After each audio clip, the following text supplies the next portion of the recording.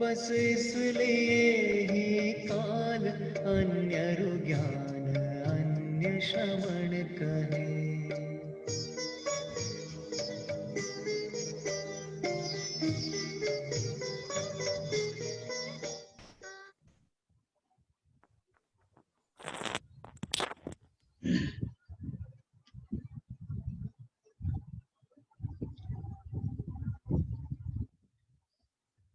नमो अर्हन्ताणम्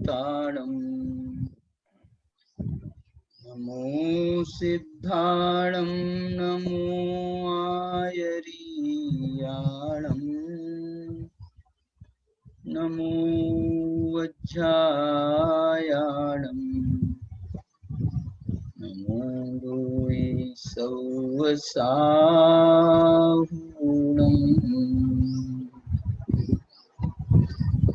सिद्धे जयप सिद्धे सौविहाराहणा फलं पत्ते वन्दितार्हन्ते गोच्छमाराहणा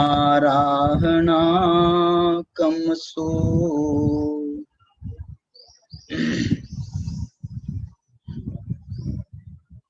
उज्जोवनमुज्जवनम् निवहनं साहनं च निच्छरणं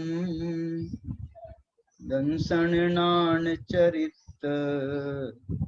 तवाणमाराहणा भणिया। दुविहा पुनजिनवयने भणिया आराहणा समासेन सम्मत तम्मिय पढ़िमा विद्याय हवे चरितम्मी।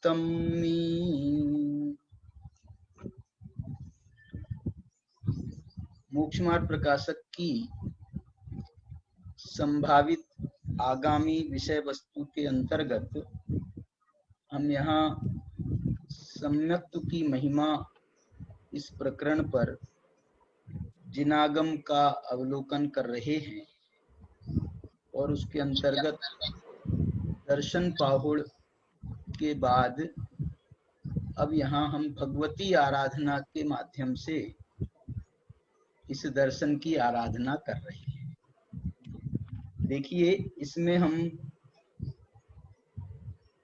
2-3 व्याख्यानों में जो मिथ्यात्व की विशेषता बताई गई थी, उस मिथ्यात्व की विशेषता को बताने के उपरांत अब आचार्य सम्यक्त्व की स्थापना उतने ही जोर से कर रहे हैं, क्योंकि जो मिथ्यात्व का जो दोष है, मिथ्यात्व का जो पाप है, जो मिथ्यात्व का अपराध है, वो जितना भयंकर है, इस कारण से जो सम्यक्त्व की स्थापना है वह भी उतनी ही आवश्यक है। इसलिए सम्यक्त्व की महिमा मिथ्यात्व की भयंकरता के कारण भी सम्यक्त्व की महिमा बढ़ जाती है, क्योंकि ये जो सम्यक्त्व है ऐसे मिथ्यात्व का नाश करता है, ऐसे मिथ्यात्व के दोष का परिहार करता है, मिथ्यात्व को नष्ट करता है एक प्रकार से, जो ऐसा जो सम्यक्त्व है। इसलिए सम्यक्त्व के ग्रहण करने में आचार्य भगवान शिवारी कह रहे हैं, मां कासिम तम पमादम सम्मत्ते। ये गाथा कल अंत में हमने पढ़ी थी। आपको इस पर विचार करने को भी कहा था, इस पंक्ति का ध्यान करने के लिए भी अंत में कहा था, क्योंकि ये जो पंक्ति है ना, ये हमारे अंदर हृदय की गहराइयों तक पहुंच जानी चाहिए। क्या है पंक्ति का भाव? मां कासिम तम पमादम सम्मत्ते। इसलिए हे भव्य जीव, तू सम्यक्त्व को प्राप्त करने में प्रमाद मत करना। देखो, ये एक विशेष प्रकार का अप्रमाद है, ये सम्यक दृष्टि होने का अप्रमाद है। अप्रमत्त गुण स्थान तो 7वें में होता है। वो जो है संयम का अप्रमाद है। अप्रमत्त संयत है ना वहां पर, तो वहां संयम का अप्रमाद है। लेकिन यहाँ भी प्रमाद नहीं करने का उपदेश दे रहे हैं। अब चौथे गुण स्थान में जब अप्रमत्त होता ही नहीं है तो ये अप्रमत्त क्यों करने को कह रहे हैं? यहाँ पर जो होता है उसका अप्रमाद करने की बात कर रहे हैं। यहाँ जो सम्यक्त्व है वो अप्रमाद अवस्था है, और जो मिथ्यात्व है वो उससे च्युत करता है। इस कारण सम्यक्त्व से च्युत करता है, इसलिए उसको प्रमाद कह रहे हैं। ये व्याख्या तो हमको समझनी पड़ेगी ना। तो यहाँ पर ये कह रहे हैं माँ कासिम, देखो तो सही, आचार्य जैसे बड़ा करुणा पूर्वक संबोधन कर रहे हैं। माँ कासिम, भैया ये मत करना, ये मत करना। क्या नहीं करना? तम पमादम, ये ऐसा प्रमाद मत करना। कैसा प्रमाद मत करना? सम्मत्ते, सम्यक्त्व को प्राप्त करने में प्रमाद मत करना। यदि कदाचित कुछ समय तेरा चारित्र को प्राप्त करने में अथवा व्रतादि के ग्रहण करने में कुछ तेरा प्रमाद हो जाएगा तो हम चलेगा। अभी जो है उसको उतना महत्व नहीं दे रहे हम। सबसे पहला जो महत्व है जिनागम में, वो इस बात का महत्व है कि सम्यक्त्व को प्राप्त करने में प्रमाद नहीं करना। ये प्रमाद तो तुझे छोड़ना ही पड़ेगा, किसी भी कीमत पर छोड़ना पड़ेगा। ये इसमें यदि तू कहे भाई बाकी में जब प्रमाद चलता है तो ये इसमें प्रमाद चले तो इसमें प्रमाद करेगा तो अनंत संसार में भटकता रहेगा। ये अनंत संसार से निकालने वाला मंत्र है ये, इसलिए इसको कह रहे हैं माकासिम तम पमादम सम्मत्ते। ऐसे सम्यक्त्व में को प्राप्त करने में तू प्रमाद मत करना। कैसा है सम्यक्त्व? देखो अगला जो चरण है, अगला जो पद है, ये जो सम्यक्त्व है सब दुख नाश यरे। आपके पास में यदि भगवती आराधना हो तो ये 734 नंबर की गाथा है। इसमें 734 नंबर की गाथा दर्शनाराधना का प्रकरण चल रहा है, और छपक को दर्शनाराधना का महत्व बता रहे हैं। कान में उसको सुना रहे हैं। मतलब इतनी कान में सुना रहे हैं माने सूक्ष्म बात है, सूक्ष्म बात है ये, इसलिए इसको जो है कान में दम सोऊन सकन्ने, उसको कान में सुनाई जा रही है। क्योंकि ये सम्यक्त्व तो कैसा है? सब दुख नाश यरे, सब दुखों का नाश करने में समर्थ है। सब दुख नाश यरे, सब दुखों का नाश इसके द्वारा होता है, ऐसा कह रहे हैं। वाह। अब फिर ये कह रहे हैं और इसकी एक और विशेषता है। क्या है विशेषता बताओ? सब दुखों का नाश करता है, इसके साथ में सम्मत्तम खुपदिठा नान चरण वीर्य तवाणम। सुनो, सम्यक्तम खुपदिठा, सम्यक्त्व के कारण ही प्रतिष्ठा प्राप्त होती है। किनको? नान चरण वीर्य तवाणम, ज्ञान को, चारित्र को, वीर्य को और तपों को, इनको जो प्रतिष्ठा प्राप्त होती है, माने सम्यक्त्व का जो सम्यक समीचीनता इनमें आती है, वो समीचीनता उस सम्यक्त्व के कारण आती है। सम्यक्त्व जो है वो आधार है, सम्यक्त्व आधार है। सम्यक्त्व वो बर्तन है जिसमें हम ज्ञान रूपी जल रखें, जिसमें हम चारित्र रूपी दुग्ध रखें, जिसमें हम तप रूपी रबड़ी रखें वीर्य रूपी जिसमें जो है और कोई उत्कृष्ट पदार्थ रखें, हम वीर्य रूपी उत्कृष्ट पदार्थ रखें, तो वो जो है यदि बर्तन नहीं होगा तो वो जो है कहाँ रखोगे? इनको कहाँ रखोगे? सम्यक्त्व ही इनको धारण करने वाला है। एक इसमें जो है टीका में जो अपराजित सूरी हैं, वो टीका में एक बहुत अच्छा इन्होंने एक प्रश्न खड़ा किया बोले आप कह रहे हो कि इन गुणों का आधार सम्यक्त्व है, इन गुणों का आधार सम्यक्त्व है। बोले हमने तो ये सुना है गुणों का आधार द्रव्य होता है। ऐसा प्रश्न खड़ा किया है इसमें हमने तो सुना है गुणों का आधार द्रव्य होता है, और तुम कह रहे हो और गुण जो है ऐसा भी आया है, क्या लिखा है गुणों के लिए? द्रव्य है ना, गुणों की परिभाषा द्रव्यमाश्रित्य क्या है लिखा? गुणों की परिभाषा है ना, द्रव्यम आश्रित्य और निर्गुणा गुणा, द्रव्याश्रया निर्गुणा गुणा। द्रव्य जो द्रव्य के आश्रित हो और निर्गुण हो, माने एक गुण दूसरे गुण को आधार दे नहीं सकता, ये भी परिभाषा है। और द्रव्य उनको आधार देता है, ये परिभाषा है। आपने तो सब बदल दिया, आपने कह दिया जो है सम्यक तो इनका आधार है, ज्ञान दर्शन कहो, चारित्र कहो, दर्शन तो खुद ही है सम्यक, तो ज्ञान का, चारित्र का, तप का, वीर का, ये चार ही शब्द हैं, दर्शन नहीं है। नान चरण वीर्य तवाणम, तो इनका आधार सम्यक तो है। तो इसमें तो दो वो जो गुण की परिभाषा के दोनों एंगल गड़बड़ हो गए। एक तो द्रव्य को आधार कहना था, तो ना द्रव्य को आधार बनाया आपने, और गुण दूसरे गुण को आधार दे नहीं सकता, और तुम कह रहे हो कि सम्यक तो जो है, सम्यक तो नाम का गुण ये ज्ञान आदि गुणों का आधार बनता है। तो ये तो गड़बड़ हो गई बात है। देखो क्या बढ़िया द्रव्यान योग का जो है प्रश्न खड़ा किया आचार्य ने। इसका जवाब क्या दिया है अपराजित सूरी ने, वो मैं आपको पढ़ के सुना देता हूँ।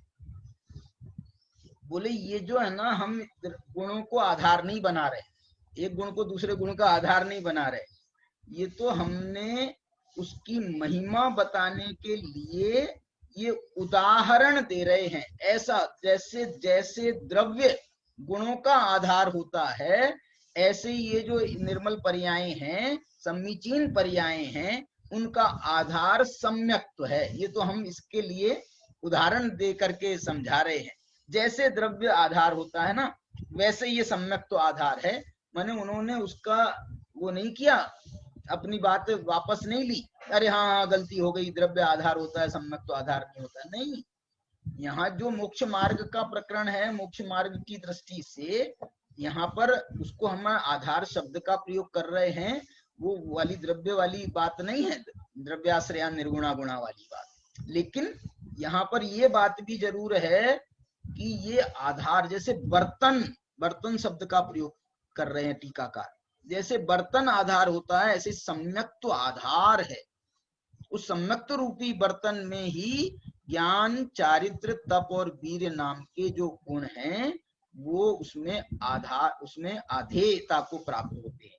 देखो इसमें लिख रहे हैं, जैसे परिणामी द्रव्य के बिना ज्ञानादि नहीं रहते, द्रव्य नहीं हो तो जैसे ज्ञानादि नहीं रहते हैं, ऐसे सम्यक दर्शन के बिना ये ज्ञानादि समीचीन नहीं होते।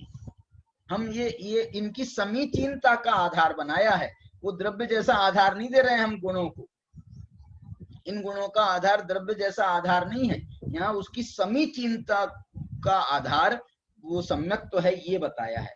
तब आप सम्यक्त्व को ज्ञानादि, इसलिए सम्यक दर्शन उनका आधार होता है, सम्यक्त्व जो है उनका आधार होता है। ऐसा आधार वाली बात का निराकरण समझ लो, प्रश्न खड़ा करके अपराजित सूरी ने उसका समाधान किया। अब देखो हम अगली गाथा में जा रहे हैं, लेकिन महिमा आचार्य के चित्त में जो सम्यक्त्व की महिमा है, वो जो है ना, उनको सारी दुनिया में अब जो है ना ऐसे उदाहरण दिख रहे हैं कि देखो जैसे वो है उदाहरण, जैसे उनका आधार वो है, जैसे उनका आधार वो है, जैसे वहां पर उनकी मुख्यता है, जहां जैसे वहां पर उनकी मुख्यता है, ऐसे ये मोक्ष मार्ग में ये चार प्रकार की आराधनाओं में, चार प्रकार की आराधना नहीं, यहाँ पर प्रकरण तो है आराधना का, और इसमें ये पंचाचार बता रहे हैं। क्यों? क्योंकि दर्शनाचार को तो उन्होंने आधार में ले लिया, और ज्ञानाचार, चारित्राचार, तपाचार और वीर्याचार, इन चार प्रकार के आचारों को आधेय में ले लिया। सम्यक्त्व जो है, इसलिए यहाँ पर आराधना के प्रकरण में आचार का प्रकरण भी शामिल कर लिया, मूलाचार आ गया इसमें। आराधना में, भगवती आराधना में मूलाचार प्रवेश कर गया। देखो ये आचार से उसका जो है उनने जवाब दिया। अब वो कह रहे हैं, देखो लोक के और 3-4 उदाहरण दे रहे हैं। एक उदाहरण दे रहे हैं, जह नगरस्य जह द्वारम, ये अगली गाथा है 735। गाथा पढ़ता हूं, देखो पहले नगर, आप उसका अर्थ समझने का प्रयास करना। नगरस्य जह द्वारम मुहस्य चक्षु तरुस्य जह मूलम तह जान सुसम्मतम नान चरण वीर्य तवाणम। वो कह रहे हैं आधार, वो द्रव्य जैसे आधार वाली बात में आपको यदि नहीं समझ में आ रही है बात, तो और दूसरे उदाहरण देते हैं, उससे आप उसकी मुख्यता को समझें, सम्यक्त्व की प्रधानता को समझें।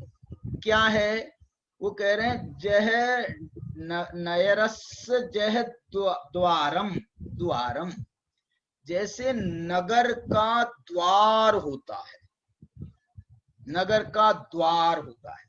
क्या है इसमें नगर के द्वार का उदाहरण से क्या सिद्ध करना चाह रहे हैं?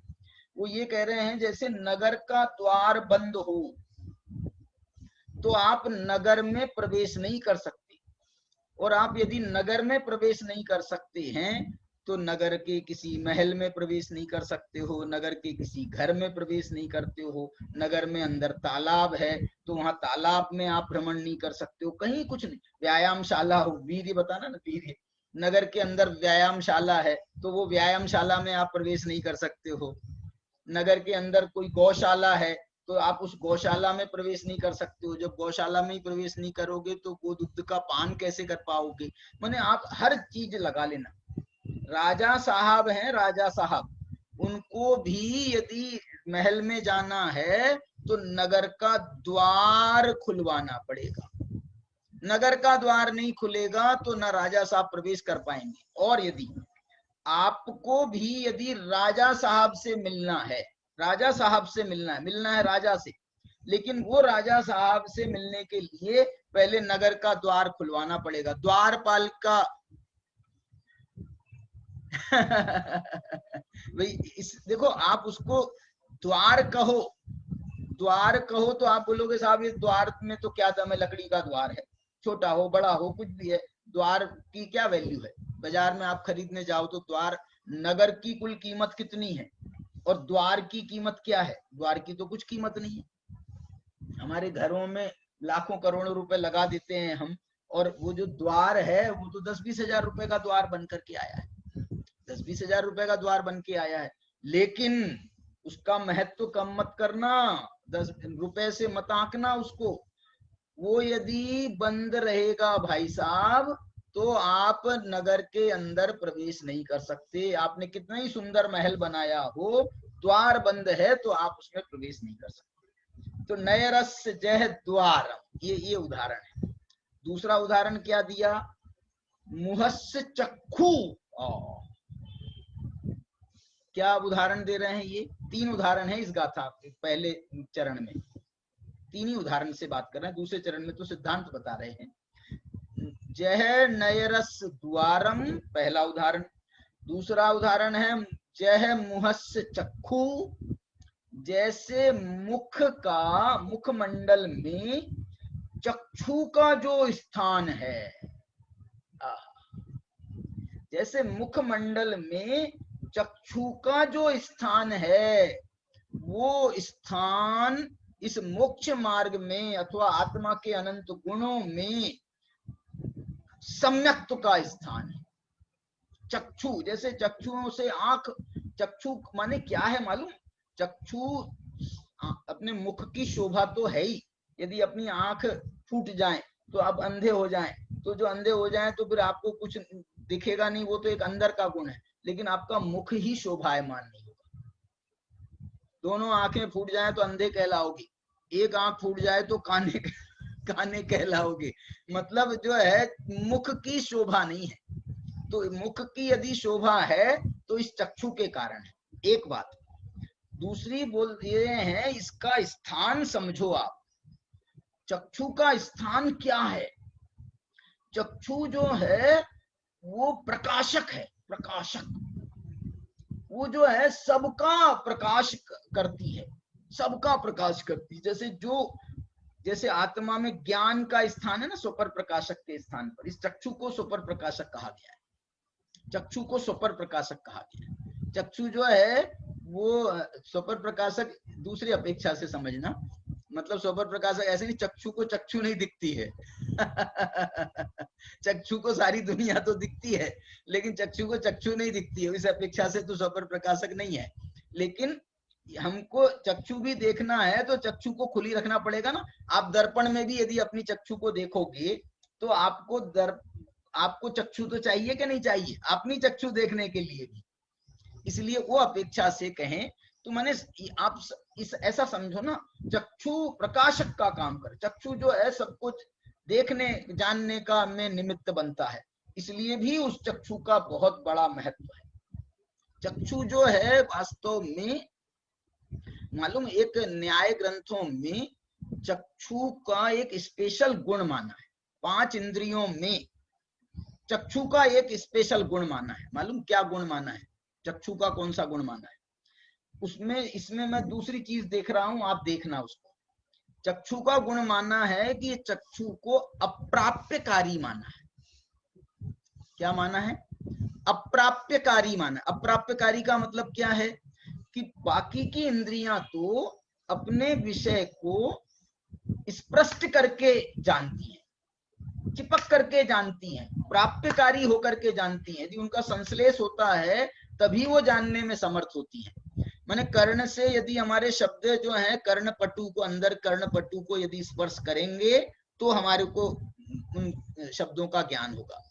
जिह्वा इंद्री में हम जब यदि पदार्थ का स्पर्श कराएंगे उस रस आदि का, तो वो उससे रस का ज्ञान होगा।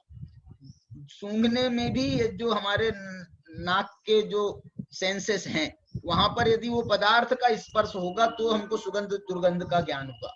आपकी कभी कभी नाक बंद हो जाती है तो आपको सुगंध दुर्गंध का ज्ञान नहीं होता है। तो जो है वो इंद्री स्पर्शित होना चाहिए। वो सेंस यदि उस पर आवरण आ गया है, उस पर कोई बलगम चढ़ गया है, तो आपको वो इसका ज्ञान नहीं होता है सुगंध दुर्गंध का। ऐसे स्पर्शन इंद्री में भी, स्पर्शन इंद्री का तो नाम ही स्पर्श है, वो स्पर्श करो मुझसे तो मैं स्पर्शन इंद्री कहेगी मैं ज्ञान कराऊंगी। लेकिन चक्षु इंद्री उल्टी है। चक्षु इंद्री से यदि वो पदार्थ का स्पर्श करा दो तो वो देखना बंद कर देती है। आप पदार्थ का स्पर्श करा दो, ये चश्मा है, ये दूर रहेगा तो ये आंख देख सकेगी, बता सकेगी ये चश्मा है। लेकिन आप यदि बिल्कुल चिपका दो आंख से तो वो पता ही नहीं। थोड़ा दूर तो रखो भैया, थोड़ा दूर तो रखो, दिख ही नहीं रहा हमको। ये इसको अप्राप्यकारी माना है। ये जो है ना, जैसे ये अप्राप्यकारी है ना, ऐसे मन को भी अप्राप्यकारी माना है। तो ये जो है न चक्षुरनिंद्रियाभ्याम, वो जो है उसमें भी, उसमें दूसरा भाव है। लेकिन यहाँ पर ये बताना चाहते हैं कि ये अप्राप्यकारी। मैं अप्राप्यकारी से क्या बताना चाहता हूँ मालूम? मैं अप्राप्यकारी से ये बताना चाहता हूँ कि चक्षु इंद्री पवित्र है, उतनी पवित्र है कि उससे यदि पदार्थ का स्पर्श कराओ तो वो दूषित हो जाती है, वो उसकी पवित्रता नष्ट हो जाती है। दूर रखो उसको, दूर रखो, स्पर्श मत कराओ, उससे चिपकाओ मत, उससे रागी मत होने दो। ये जो है ना वीतरागता का जो है इसमें गुण है, वीतरागता का गुण है। इसके लिए मालूम समय सार की 320 गाथा में चक्षु का उदाहरण देकर के उन्होंने ज्ञान को का सिद्धि की है, ज्ञान को समझाया चक्षु का उदाहरण देकर। 320 नंबर की गाथा, मैं भूल रहा हूं अभी गाथा। तो वो जो है ना चक्षु जो इस दिट्ठी जहेव नानम, ये यहां से शुरू होती है 320 गाथा। दिट्ठी जहेव नानम, दृष्टि के समान ज्ञान है, दृष्टि के समान ज्ञान है। जैसे दृष्टि स्वपर प्रकाशक, वही बात कह रहा हूं, ऐसी ज्ञान स्वपर प्रकाशक है। ऐसी 320 नंबर की गाथा में दृष्टि को ज्ञान का उदाहरण प्रस्तुत किया है। तो इसलिए जो है मुखमंडल में जो चक्षु का स्थान है, ऐसे ही रत्नत्रय में, मोक्ष मार्ग में, 4 प्रकार की आराधनाओं में, पंचाचारों में ये सम्यक्त्व का, सम्यक दर्शन का वो स्थान है। क्या बात है। अच्छा, अब तीसरा उदाहरण देखो। तीसरा उदाहरण दे रहे हैं वो जो अपना अष्टपाहुड़ का उदाहरण है। तरुस्जह मूलम, जैसे वृक्ष में मूल का जो स्थान है, मूल है भाई साहब, तो पूरा वृक्ष लहलहाएगा, पूरे वृक्ष को पानी मिलेगा, पूरे वृक्ष को शक्ति मिलेगी, पूरे वृक्ष को भोजन मिलेगा।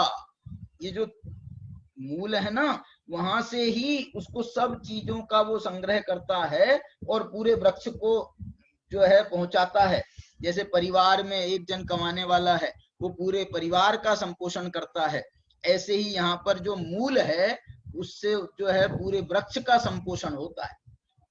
तरु माने शाखाओं का पोषण, प्रकाश शाखाओं का पोषण, पत्तों का पोषण, फल का पोषण, फूल का पोषण, माने हर चीज को जो ताकत मिल रही है या उसको जो शक्ति मिल रही है वो उसमें मूल का स्थान है। ऐसे ही ये ज्ञान जो है अभी तो मिथ्या था, ओहो सम्यक तो आया है, तो ये ज्ञान सम्यक हुआ है। ये जो हमारा चारित्र था वो मिथ्या था, वो आज सम्यक तो आया है, तो ये सम्यक चारित्र हुआ है। हमारा वीर जो है ये गलत दिशा में जा रहा था, बेकार जा रहा था, सम्यक तो आया है, तो इस वीर का संरक्षण हुआ है। और तप, इतना महान महान कठोर तपस्चरण हम कर रहे थे, उस जरा सा सार नहीं निकल रहा था, उससे जरा सा फल नहीं निकल रहा था, लेकिन सम्यक तो आया है, तो वो सम्यक तप की संज्ञा पाने लगा है। तो ऐसा जो है ये चार आचार एक तरफ और ये जो समदर्शनाचार है वो एक तरफ नहीं है। वो इन चारों के लिए आधार का काम कर रहा है, चारों के लिए वो मुखमंडल में जो चक्षु काम कर रही है, वृक्ष में जो मूल काम कर रहा है, नयरस जह द्वारम, नगर का जैसे द्वार जो काम कर रहा है वो काम ये सम्यक तो करता है। तह जान सुसम्मतम, उसी प्रकार से तू सम्यक को जान। कहाँ जान?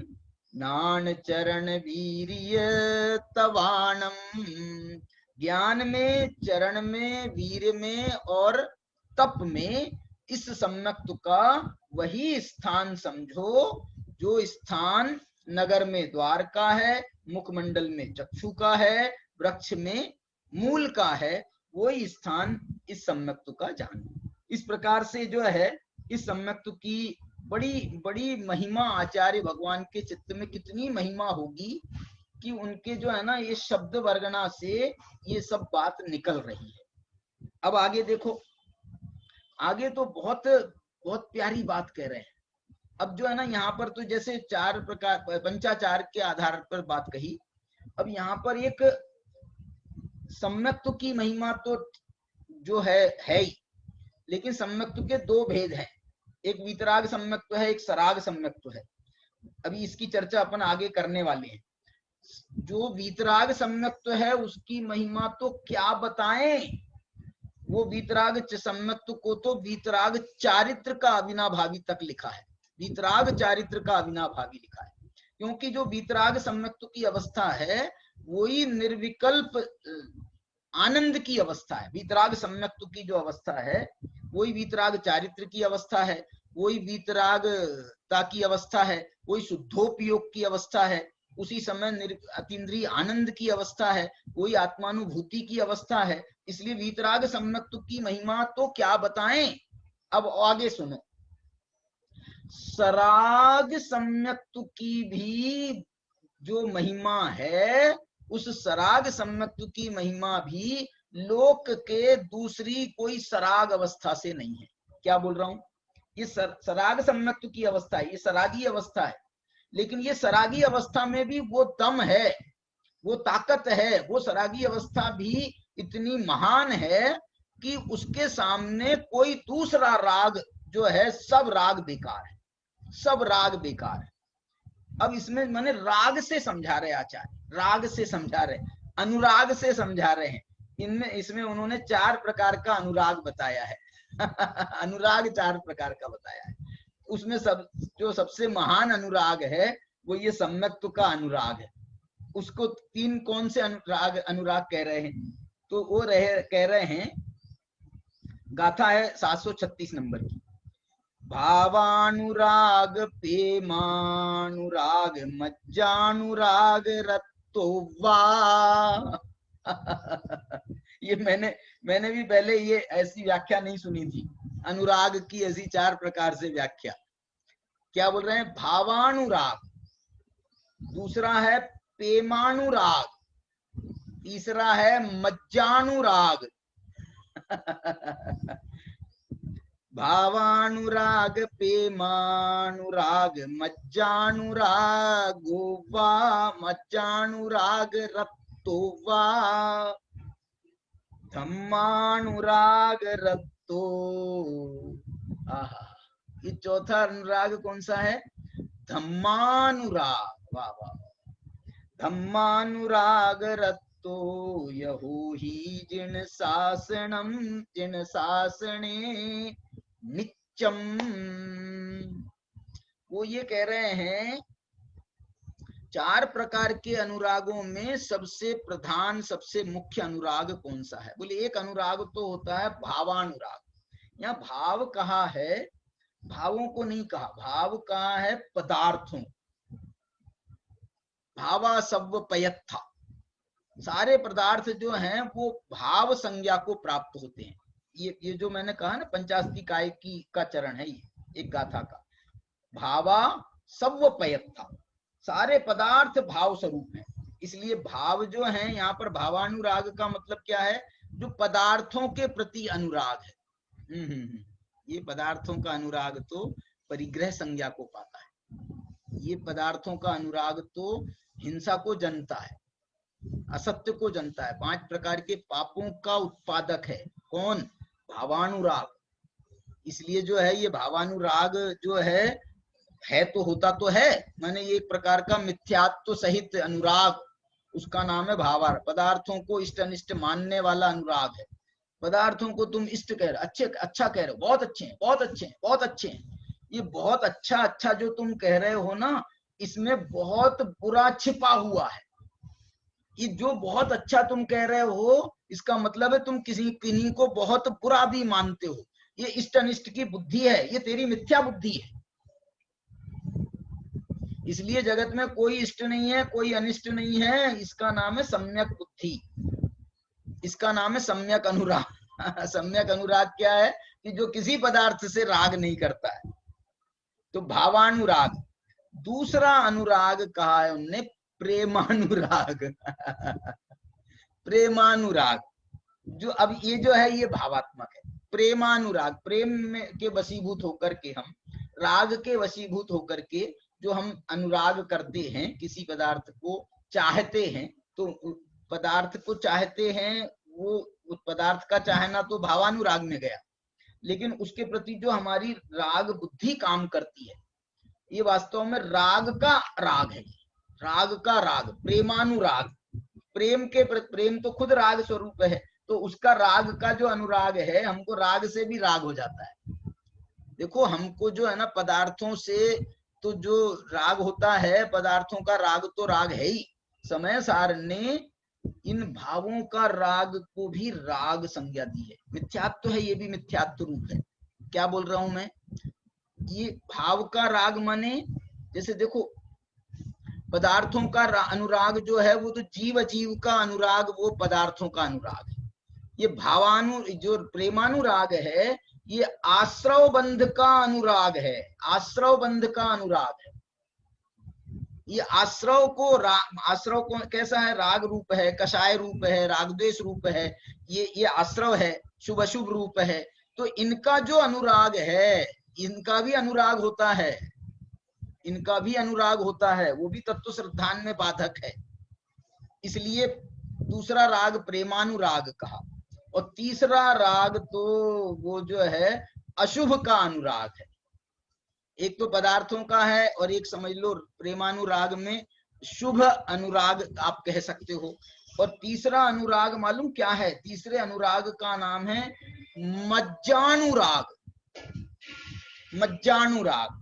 अब इसका जो है मद्य का अनुराग। मद्य किसे कहा जाता है? मद्य कहते हैं लोक में शराब को मद्य कहा जाता है, मद्यपान करना। तो ये जो है उसका भी अनुराग हो, व्यसनों का, इसमें मज्जानुराग से मैं कहना चाहता हूं जो व्यसनों के प्रति अनुराग है, जो व्यसनों के प्रति अनुराग है ये मज्जानुराग है। जो पाप के प्रति अनुराग है, जो जो जैसे वो अनुराग शब्द से हम उसमें जा सकते हैं, जैसे आर्त ध्यान, रौद्र ध्यान, तो रौद्र ध्यान, हिंसानंदी, मृषानंदी, चौर्यानंदी, परिग्रहानंदी, ये मज्जानुराग माने हमको मध्य, जो हमारे को बहका देवे, जो हमको बेहोश कर देवे, जो हमको नशे में ले जाए, जो हमको शुद्ध बुद्ध बिसरा देवे, ऐसे मध्य का हमको अनुराग हो रहा है कि ये ऐसा मध्य हमको चाहिए, ऐसी शराब हमको पीना है जो हमारा सब नष्ट कर देवे, जो हमारी विवेक बुद्धि सब नष्ट कर देवे, वो मध्य का अनुराग। ऐसे व्यसनों का, जैसे मध्य भी एक, मद्यपान करना भी एक 7 व्यसन में एक व्यसन है,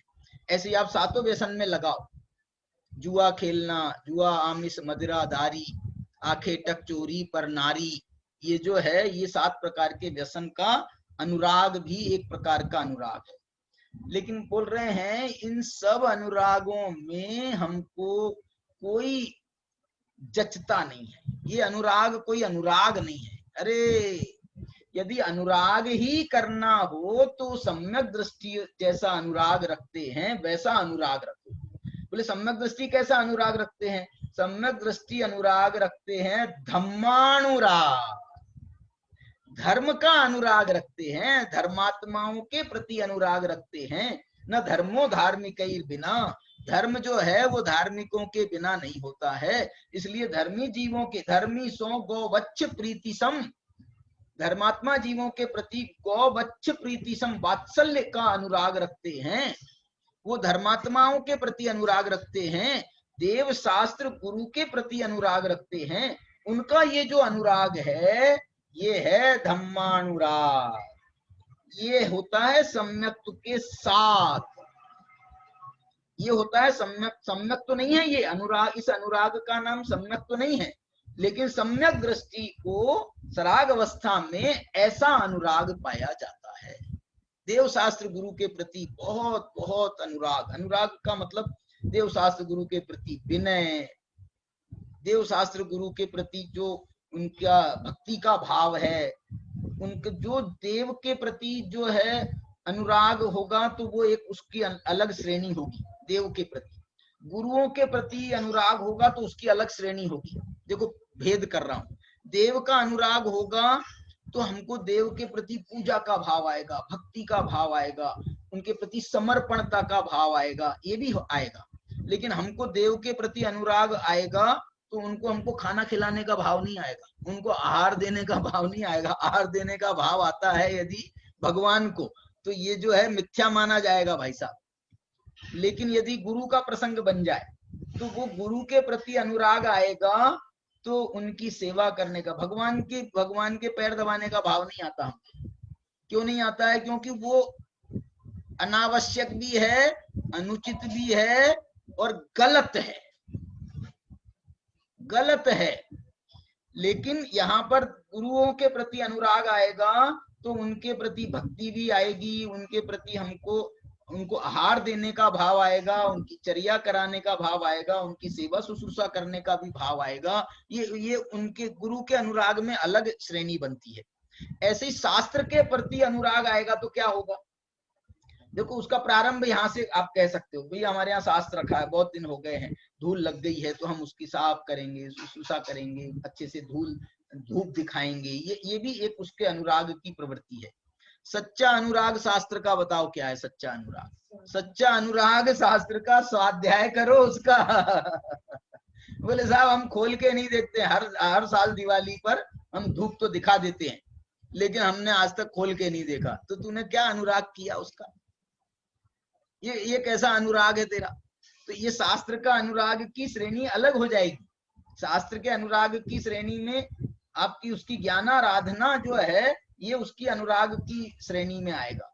तो ऐसे जो है ना, यहाँ पर उस सम्यक्त्व को भी इन्होंने अनुराग से जोड़ा है, अनुराग से भी जोड़ करके, माने ये सराग सम्यक्त्व की अवस्था के साथ में इसका उन्होंने निर्णय कराया।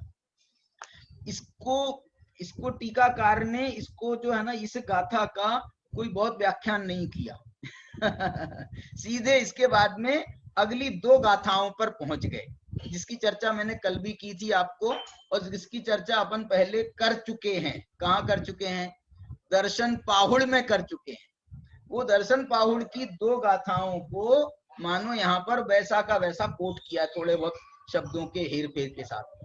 ये 2 गाथाएं भी हैं। इसके बाद की एक और गाथा भी उसी की दर्शन पाहुड़ से बहुत प्रभावित है। मैंने 737, 738, 739, 740 में ये पूरी दर्शन पाहुड़ की गाथाएं, जो क्या माने आप इससे आपको उसका महत्व आएगा। किसका महत्व आएगा? वो आचार्य कुंद कुंद भगवान का, वो आचार्य कुंद कुंद भगवान के दर्शन पाहुड़ का। क्यों? क्योंकि उन आचार्य कुंद कुंद भगवान की गाथाओं को यहाँ पर आधार बना करके वो शिवार्य आचार्य जो हैं उनका अनुसरण कर रहे हैं, उनका अनुसरण कर रहे हैं। उनको जैसे सम्यक्त की महिमा बताना था यहाँ पर दर्शनाराधना के प्रकरण में, तो उनको जो है और कुछ नहीं सूझ रहा है। बोले भैया जो दर्शन पाहुड़ में लिखा है उससे अधिक और हम क्या बताएं। आप देखो वो कौन सी गाथाएं हैं, अब वही बात बता रहे हैं। देखो, दंसन भट्टो भट्टो, दर्शन पाहुड़ की 3री गाथा। दंसन भट्टा भट्टा, दंसन भट्टस्य नत्थि निवाणम। यहाँ पर भट्टा की जगह भट्टो कर दिया है, बस इतना ही है। दंसन भट्टो भट्टो, दंसन भट्टस्य नत्थि निवाणम, सिद्ध्यन्ति चर्य भट्टा, दंसन भट्टा न सिद्ध्यन्ति। बोलो हूबहू गाथा। मालूम आपको एक बात दूसरी बताता हूं आपको। बहुत लोग कभी कभी ऐसा कहते हैं कि भैया आपने यदि दूसरे का वचन आप प्रयोग कर रहे हो तो आपको उनका नाम लेना चाहिए, उनका नाम बताना चाहिए। आप यदि नाम नहीं बताते हो तो वो कौन सा ज्ञान आराधना का एक दोष होता है ना, क्या बोलते हैं, गुरु नाम न छिपाइयो, वो ऐसा वो एक नाम आता है, तो वो जो है वो दोष भी माना जाता है। एक बात समझना, यदि आप छिपाने के भाव से छिपाते हो ना, छिपाने के भाव से छिपाते हो तो वो दोष आता है। लेकिन यदि जो है ना सहजता में, अब नाम लेने में कौन समय खराब करे। अरे जो उन्होंने तत्व ज्ञान दिया है वो तत्व ज्ञान को यदि हम प्रचारित करें, प्रसारित करें, तो ये नाम लेने से बढ़कर है क्या? नहीं है। इसलिए जो है ना बहुत इसको हर जगह हर चीज को बहुत कॉम्पैक्ट नहीं करना, आग्रही नहीं हो जाना बिल्कुल। यहाँ आचार्य ने नहीं लिया ना। अरे देखो मैं कहता हूँ, हमने तो जो सीखा है, मैं एक बात आपको कहता हूँ, हमने तो जो सीखा है वो हमारे आदरणीय डॉक्टर साहब हैं, गुरु हमारे, 8 साल रहे हम उनके साथ में, जो सीखा है उनसे ही सीखा है। अब मैं जो है ना, मैंने तो हर बात उनसे सीखी है। अब मैं हर बात के पीछे यदि नाम ले लेकर के बताऊं, ये डॉक्टर साहब ने ये कहा, डॉक्टर साहब ने ये कहा था, ये उनने बताया था, ये बताया था, तो अब जो है ना आप बोलोगे कि भैया उनने क्या बताया था वो बताओ। तुम हमको बार बार नाम ले करके, तुम जो है ना, तुम प्रवचन में एक बार नाम ले लिया करो, बहुत है। बार बार लेने की जरूरत नहीं है ना। क्या जरूरत है नाम? गुरु डॉक्टर साहब पे आरोप लगता है कि भाई आप गुरुदेव का नाम नहीं लेते हो, आप गुरुदेव का नाम नहीं लेते हो। तो नाम बार बार लेने से नाम लेना नहीं होता है भैया। वो जो है किसको नहीं मालूम कि डॉक्टर हुकुमचंद भारिल के गुरु कांजी स्वामी, किसको नहीं मालूम दुनिया में, बता दो। तुम बार बार नाम लिखवाने का जो है ना आग्रह रखना गलत है। मैं ये कहना चाहता हूँ, आग्रह रखना गलत है। इसलिए जो है बुद्धि, मैं ये कह रहा हूं, मैं यदि बुद्धि पूर्वक छिपाऊं तो मेरे से बड़ा पापी नहीं है। और यदि आप बुद्धि पूर्वक नाम लिखवाने का प्रयत्न करो, बुद्धि पूर्वक नाम लिखवाने का प्रयत्न करो, तो आप भी कोई अच्छा काम नहीं कर रहे। तत्व ज्ञान को मुख्यता देना ये सर्वोपरि कर्तव्य है, सर्वोपरि कर्तव्य है। और आचार्य कह रहे हैं, हम देखो हमको तो बड़ी शर्म आती है, क्या बोल रहे हैं, हमने अपने पिता से सब कुछ सीखा है, तो हम बार बार अपने पिता का नाम ले रहे, साहब हमने सब कुछ आपका ही है, सब कुछ आपका ही है, सब कुछ आपका ही है। तो ये जो है हमको नाम लेने में शर्म आती है, बार बार अपने पिता का नाम ले, बार बार हम अपने पिता की बात लेकर के बैठ जाएं, बार बार अपने, तो ये ऐसा लगता है कि जैसे जो है ना हम पता नहीं, तो अब आत्म प्रशंसा कर रहे हैं। शिवार्य कह रहे हैं कि आचार्य कुंद कुंद तो हमारे चित्त में ऐसे समाये हुए हैं कि अब उनका नाम यदि हम लेते हैं तो ऐसा लगता है जैसे हम अपनी प्रशंसा कर रहे हो। अपनी प्रशंसा करना तो बुरी बात है ना। तो अपनी प्रशंसा करना बुरी बात है, तो हम अपनी प्रशंसा नहीं करते, वो नहीं ले रहे नाम। और पहले समय में ऐसा चलता था। कुंद कुंद कह रहे हैं हमको सब कुछ जो है वो उनका दिया हुआ है, हमारे पूर्ववर्ती आचार्यों का, भद्रबाहु सब उनका दिया हुआ है। भद्रबाहु कह रहे हैं हमको तुम्हारे सारे सुत केवलियों का दिया हुआ है, पूर्ववर्तियों का दिया हुआ है, केवलियों का दिया हुआ है। वो कह रहे हैं कि हमको तीर्थंकर केवलियों का दिया हुआ। तीर्थंकर केवली कह रहे हैं 24 तीर्थंकर हुए हैं, मैं थोड़ी अकेला हुआ, कोई ये धरती पर मैं अकेला तीर्थंकर अवतरित हुआ क्या? मेरे पहले अनंत तीर्थंकर हो चुके हैं।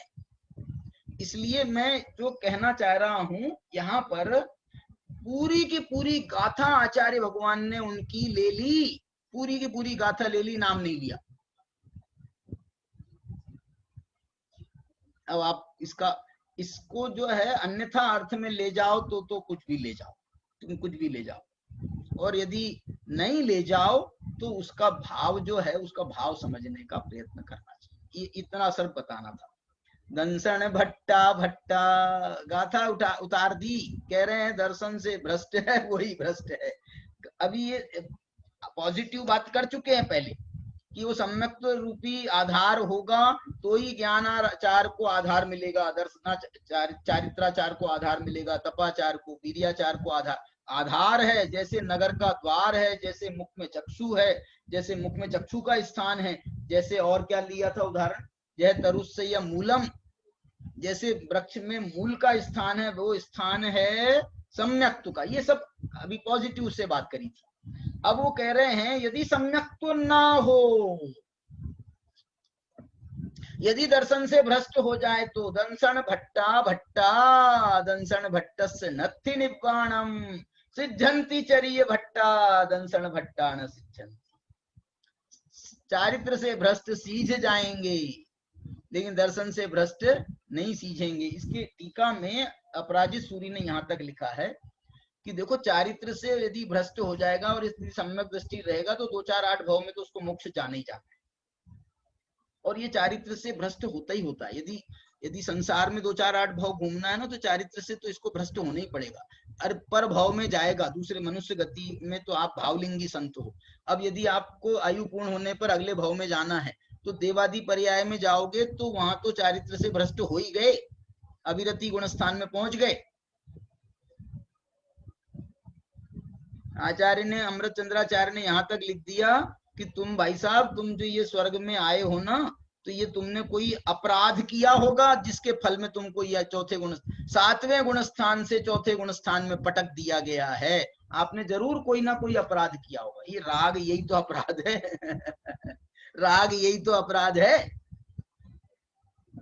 वृद्धि नहीं करी आपने वीतरागता की, ये भी कोई अपराध नहीं है क्या? ये भी अपराध है। इसलिए जो है 7वें गुणस्थान से 6ठे गुणस्थान में आना अपराध है, फिर 4थे में आना तो कितने बड़े अपराध की अवस्था होगी, लेकिन आना ही पड़ता है। ये ऐसा क्रम चलता है। वो वहां पर फिर वो स्वर्ग में रह करके ऐसी भावना भाते हैं। आप पूर्व भावों को देखो, महावीर के पूर्व भावों को देखो, 10 भाव पूर्व की कथाएं देखो, तो वो जो है हर भाव में इस मनुष्य पर्याय में वीतरागी संत हुए हैं। हर भाव में वीतरागी संत हुए हैं, भावलिंगी संत हुए।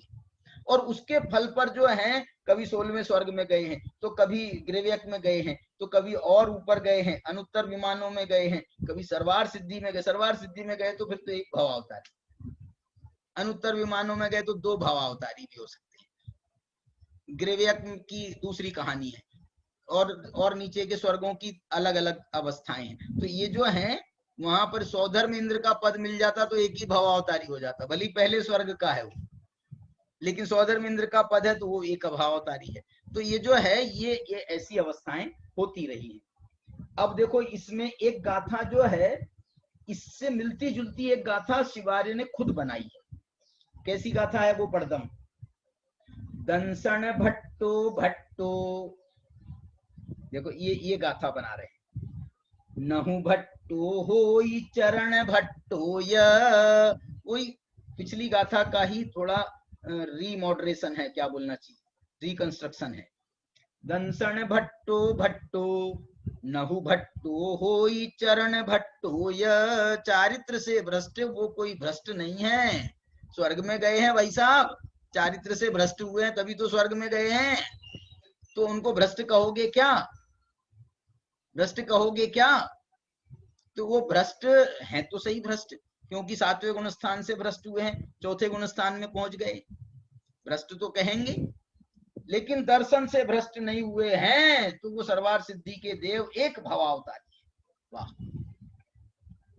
दंसन मय दंसन ममुयत्तस्यहु, दंसनम अमुयत्तस्य, अमुयत्तस्य माने अत्यजतः, अमुयत्तस्य, अमुयत्तस्य दर्शन को नहीं छोड़ता हुआ हूँ, पडिवर्णनम नथि संसारे, इसका जो है संसार में परिभ्रमण नहीं होगा। एक इसी की गाथा के रेफरेंस में ही एक इन्होंने एक बहुत अच्छा प्रश्न पूछा है, बीच में एक प्रश्न पूछा है बहुत अच्छा। क्या प्रश्न पूछा है मालूम? ये शंका करी, इसी गाथा की टीका लिखते हुए एक प्रश्न खड़ा किया है, बहुत बहुत अच्छा प्रश्न है। वो ये कह रहे हैं, आप ये कह रहे हो ये जो असंयम में पहुंच गए हैं, असंयम में पहुंच गए, 4थे गुण स्थान में आ गए, 6ठे 7वें से छूट करके 4थे गुण स्थान में आ गए, असंयम में पहुंच गए, फिर भी तुम उनको ये कह रहे हो कि उनका जो है उनकी आप महिमा कर रहे हो। अमुयत्त दंशनम अमुयत्त, दर्शन को नहीं छोड़ता हुआ, परिवर्तनम नत्थि संसारे, उसका परिवर्तन उसका परिभ्रमण संसार में नहीं होता है। बोले कैसे कह रहे हो, संसार में तो हो रहा है, स्वर्ग में गए हैं तो संसार में परिभ्रमण के ही, वो परिभ्रमण का सूचक है कि नहीं है? बोले देखो ये परिभ्रमण तो उसको कहते हैं, वहीं वहीं वहीं वहीं वहीं वहीं बार बार घूमता रहे तो परिभ्रमण कहा जाता है। लेकिन ये तो स्वर्ग गए हैं, काय के लिए गए हैं? वापस यहाँ आने के लिए गए परिभ्रमण तो उसको कहते हैं कि जब एक बार जाए फिर वापस लौट करके नहीं आए, पूरे चतुर्गति में भ्रमण करता रहे, उसका नाम परिभ्रमण है। यहाँ तो गए हैं घूमने के लिए, जैसे हम अमेरिका घूमने जा रहे हैं, हम लंदन घूमने जा रहे हैं, तो बोले साहब गए काय के लिए हैं? वापस आने के लिए। तो इसको परिभ्रमण नहीं कहते, इसको, इसका एक अलग शब्द है, इसका परिभ्रमण नाम नहीं है। भ्रमण तो नाम है, परिभ्रमण नहीं। घूमने के लिए तो गए हैं लेकिन वहीं गुम हो जाने के लिए नहीं गए हैं। चतुर्गति मिथ्या दृष्टि का जब परिभ्रमण होता है तो वो चतुर्गति में गुम जाता है, गुम जाता है, उसको खुद ही पता नहीं हम कहाँ हैं। लेकिन ये तो जो है सारी संगी पंचेंद्री की ही अवस्थाएं होंगी। यदि इसकी सराग सम्यक्तु की अवस्था में भी रहा तो इसको जो है जाएगा तो संगी पंचेंद्री की अवस्था ही होगी। और इसके लिए जो मैं आपको उदाहरण दे रहा हूँ, जो शंका पढ़ के सुना रहा हूँ, वो ये कह रहे हैं कि जाएगा तो स्वर्ग जाएगा, स्वर्ग से आएगा तो मनुष्य में आएगा, मनुष्य से जाएगा तो स्वर्ग में जाएगा। 2 गतियों का तो नाश ही कर दिया उसने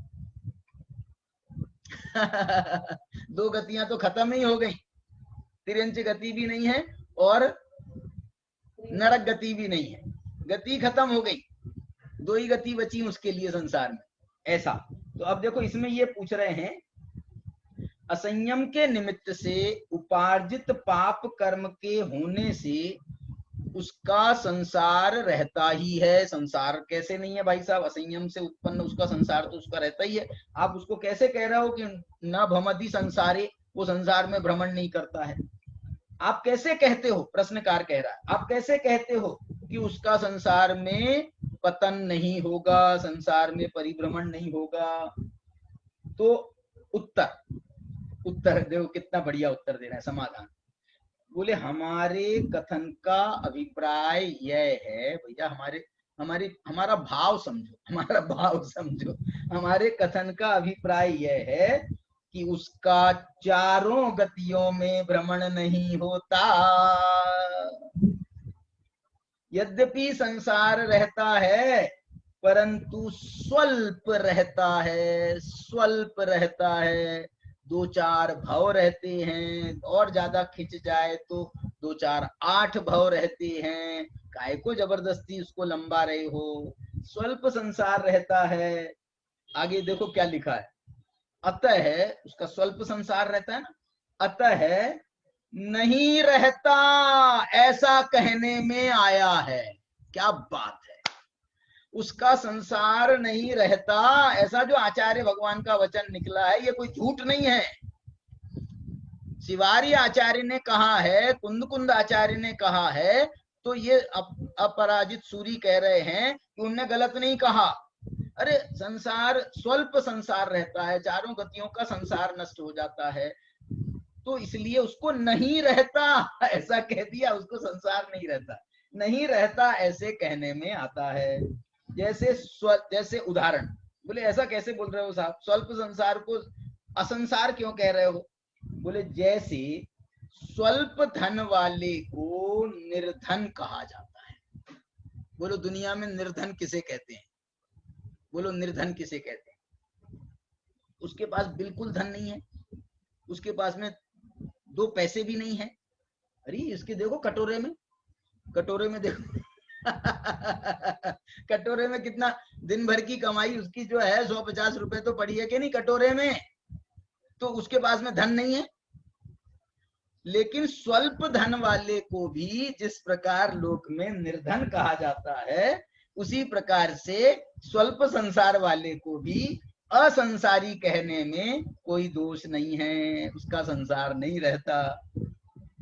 जो सम्यक दर्शन पाकर, लेकिन सुनना, लेकिन जो सम्यक दर्शन पाकर उससे भ्रष्ट हो जाते हैं। देखो सम्यक दर्शन पाकर के, चारित्र पाकर के चारित्र से भ्रष्ट होने को भ्रष्ट नहीं कहते हैं, उसका अर्थ बता दिया। लेकिन सम्यक दर्शन पाकर के यदि कोई सम्यक दर्शन से भ्रष्ट हो जाए तो उसकी क्या दशा हो जाती है, उसकी क्या दशा। सम्यक दर्शन होकर के छूट जाए, सम्यक दर्शन नहीं हो उसकी बात नहीं कह रहे, सम्यक दर्शन होकर के छूट जाए वो भ्रष्ट है। दंशन भट्टा वो दर्शन से भ्रष्ट कहलाएगा क्योंकि उसको दर्शन होकर के छूटा है। लेकिन उसमें क्या हुआ है, सम्यक दर्शन पाकर के भ्रष्ट हो जाता है, उसका संसार अर्ध पुद्गल परावर्तन प्रमाण रहने से महान संसार कहलाता है, उसका संसार महान संसार कहलाता है। अतः चारित्र भ्रष्ट से, दर्शन से जो भ्रष्ट है वो अति निकृष्ट है। चारित्र भ्रष्ट की तुलना में जो दर्शन से भ्रष्ट है वो अति निकृष्ट है। इस प्रकार से यहाँ पर ये गाथा में उन्होंने बहुत सुंदर भाव व्यक्त किया।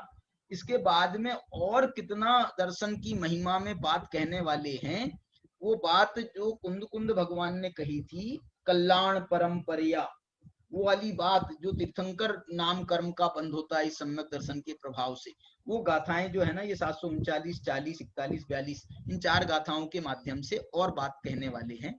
अभी अपना समय हो गया है इसलिए मैं इसको अब कल के लिए छोड़ रहा हूँ। बहुत ही मैं ये कह रहा हूँ कि देखो अभी अपन सम्यक की जो है ना, कोई अभी विषय वस्तु की चर्चा नहीं कर रहे, हम सम्यक की महिमा की चर्चा कर रहे हैं, सम्यक की महिमा की चर्चा कर रहे हैं। उस महिमा में इतना आनंद है और जब सम्यक दर्शन का स्वाद चखेंगे तो उसका आनंद क्या होगा।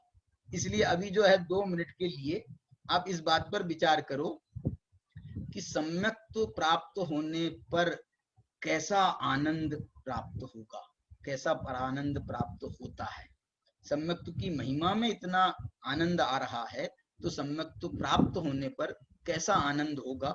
आपने जो जीवन भर में सुना है उसके संबंध में अपनी आत्मा के स्वरूप का विचार करो, तो आत्मा के अनुभव की परिणति में जाएंगे तो ये आपको सम्यक के होने का आनंद मिलेगा। 2 मिनट का मौन रख करके हम इस बात का विचार करें।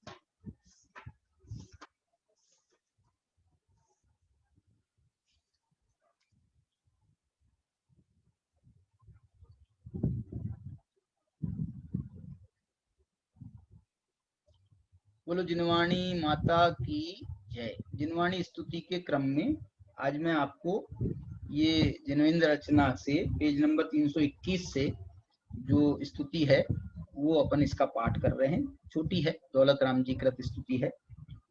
जिन बैन सुनत मोरी भूल भगी, जिन बैन, सबका ये जो ऑन कर दीजिए भाई साहब।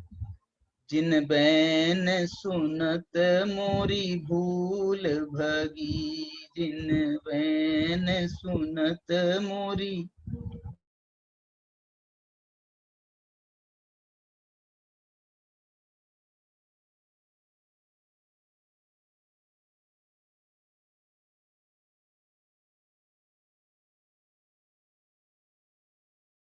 मेरी आवाज बंद।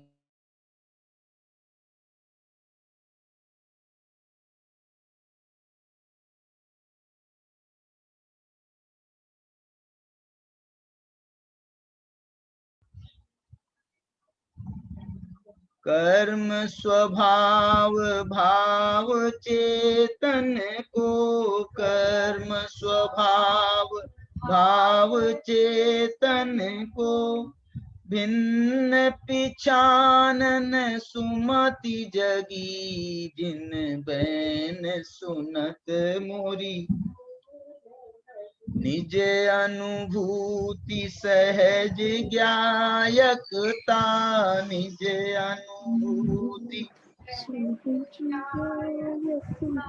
सो चिर रुष तुष मैल पगी, जिन बैन सुनत मोरी भूल भगी, याद बाद धुनि निर्मल जलते, शाद वाद धुनि निर्मल जलते, विमल भई समभाव लगी, विमल भई समभाव लगी, बैन सुनत मोरी भूल भगी, संशय मोह भरमता विघटी, संशय मोह भरमता विघटी, प्रगटी आत्म सोंज सगी, प्रगटी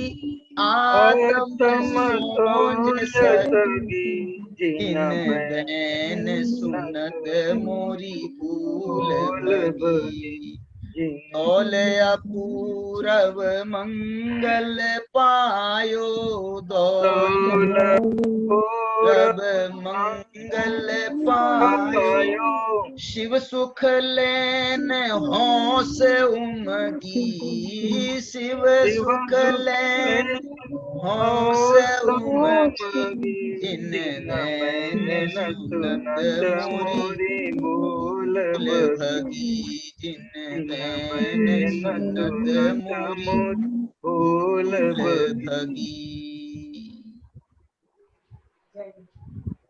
बोलो जिनवाणी माता की जय।